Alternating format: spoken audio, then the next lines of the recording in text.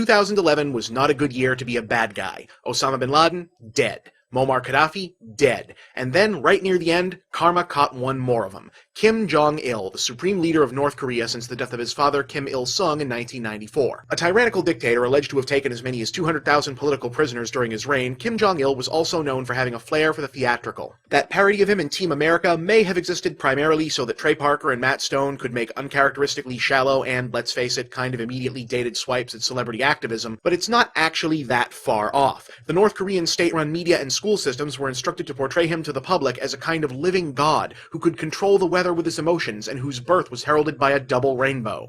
And as would befit a man who starved and brutalized his own people while fashioning himself into a real-life James Bond villain, Kim Jong-il was obsessed with the movies, his absolute favorites having been said to include Hong Kong action flicks, Godzilla, Friday the 13th, and Rambo. He even wrote a book on the art of movie making. Now, around here we're prone to point out that movies are weird. But let's face it, this guy was weirder. You want to know just how crazy Dear Leader's movie obsession got? Back when he was just, for lack of a better word, merely the prince of North Korea, he kidnapped a director to make movies for him. For real. I cannot stress that enough. The story I'm about to tell you really happened.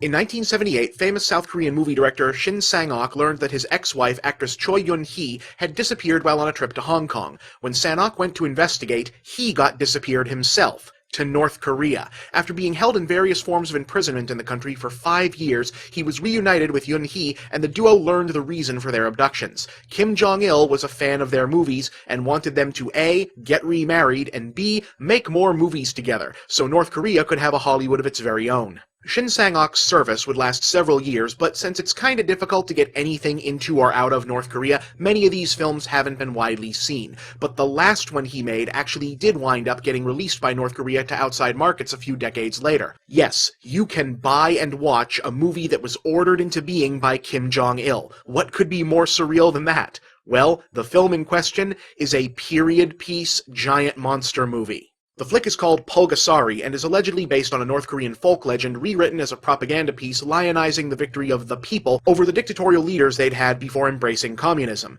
as opposed to the dictatorial leaders they had immediately after embracing communism. Anyway, it's feudal-era Korea and the local ruler is forcibly confiscating the peasants' iron tools to make weapons for his army. An imprisoned rebel gives his soon-to-be orphaned daughter a toy monster which, after she accidentally drips some blood on it, comes to life as a heroic creature who gets bigger by eating iron.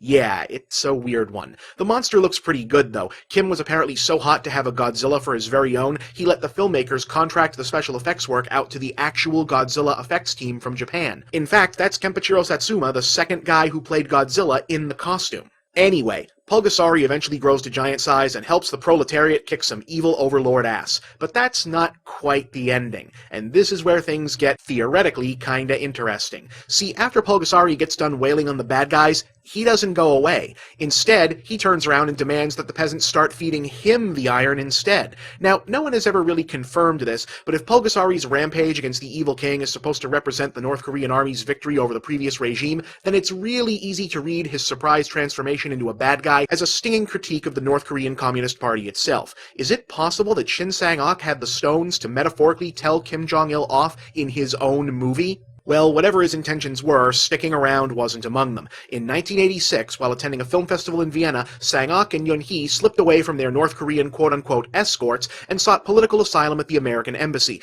ultimately emigrating to the United States, where he adopted the pseudonym Simon Sheen and continued to write, produce, and direct films. Most notably, all of the Three Ninjas sequels. Yes, I kid you not, they really did make 3 more of those, and they really were made in part by Kim Jong-il's escaped movie servant, and Galgameth, an American remake of Pulgasari. In 1994, Shin Sang-ok returned to his native South Korea after definitively dispelling suspicions that he'd been working for the North voluntarily, where he continued to make films before his death in 2006, upon which he was posthumously awarded the Gold Crown Cultural Medal, the country's top honor for artistic achievement. So the next time you're hearing the hype about some movie and the press guy says, you know, the story behind this one is a little strange, just keep this story in mind. Once upon a time, the dictator of North Korea kidnapped a guy and forced him to make a communist Godzilla movie. I'm Bob, and that's the big picture.